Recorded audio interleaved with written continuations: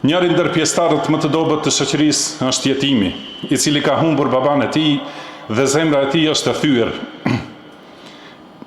Prandaj pejgamberi sallallahu alaihi wasallam na udhëzoi që t'ia lehtësojmë dhe t'ia ngushëllojmë zemrën. Ebu Hurajra radhiyallahu anhu transmeton se pejgamberi sallallahu alaihi wasallam ka thënë: "In aradta an yalina qalbuk fa at'im al-miskin wamsah ra's al-yatim." Nëse dëshiron që zemra jote të zbutet, ushqeje të varfrin dhe lëvatoje kokën e jetimit. Transmeton Ahmedi dhe Albania ka vlerësuar si hadith hasan.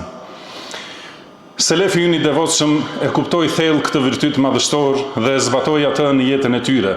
Imam Sufjan al-Thauri, Allahu e mëshiroft, ka thënë: "Nuk kam parë ndonjë adhurim me të cilin robi afrohet Zotit të tij më shumë se sa shërimi i zemrës së vëllait të tij musliman."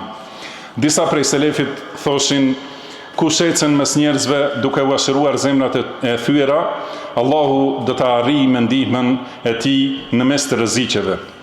Pra, ai që përpiqet t'u largojë njerëzve brengat dhe t'u largojë mërzit, Allahu do ta marrë në mbrojtjen dhe përkujdesin e tij në kohët e vështira. Po ashtu, Abdullah ibn Abbas radhiyallahu anhuma ka thënë: "Të kujdesem për një familje muslimane për një muaj, ose për një javë, ose sa të dojë Allahu, është më e dashur për mua se sa të kryej një haxh. Dhe një tabaka me ushqim që ja dhuroj një vllajt tim për hir të Allahut, është më e dashur për mua se sa një dinar që e shpenzoj për luftë në rrugën e Allahut." Ky është një nga nivelet më të larta të shërimit të zemrave të thyera dhe të kujdesit për ndjenjat e njerëzve. Ndërsa thyerja e zemrës është cilësia e tij, zemra e cilit është ngurtësuar dhe morali dhe natyra e cilit janë bërë të ashpra.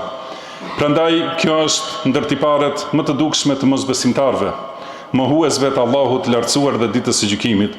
Allahu i lartësuar ka thënë: "Ara'ayta alladhi yukadhibu bid-din, fadhalika alladhi yad'u al-yatim, wala yahuddu ala ta'am al-miskin."